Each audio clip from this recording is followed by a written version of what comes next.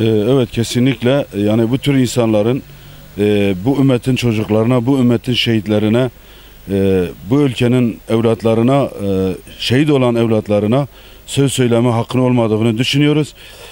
Gereken tepki verilecek ve ondan sonra da gereken bütün davaları açılacak. Dava önünde hem kamuoyunda hem de mahkemelerde bundan hesap soracağız. Mavi Marmara Gazisi'yim. Cem Küçük'ün açıklamaları bizleri üzmüştür. Aslında üzmekten öte bizleri düşünmeye sevk etmiştir.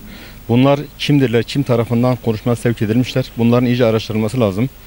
Mavi Marmara'ya katılan gazilerimiz, şehitlerimiz, aktivistlerimiz insanlık adına yola çıktılar.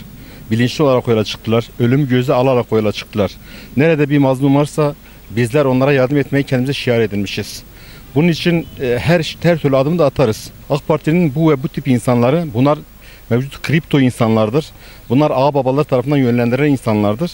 Bunların bir an önce deşifre edilmesi, arkasındaki insanların kim olduklarının ortaya çıkarılması lazım. Ve bunların partiden, siyasetin ve toplumdan tercih edilmesi lazım diye düşünüyorum. Mavi Marmara'nın gündeme getirilmesinin tahminen bir İsrail oyunu olduğunu düşünüyorum.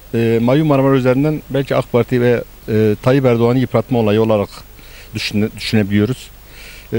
Bunun için dediğimiz gibi bu tür insanların toplumdan tercih edilmesi lazım. Siyasetten, basından, medyadan, partiden uzaklaştırılması lazım ki akla kara belli olsun.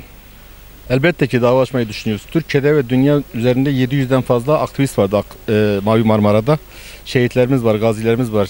En azından şehitlerimizin hürmetine, gazilerimizin hürmetine bizler de dava açacağız. Ve bu insana adli merciler vasıtasıyla gerekli cevabı dersi vereceğiz inşallah.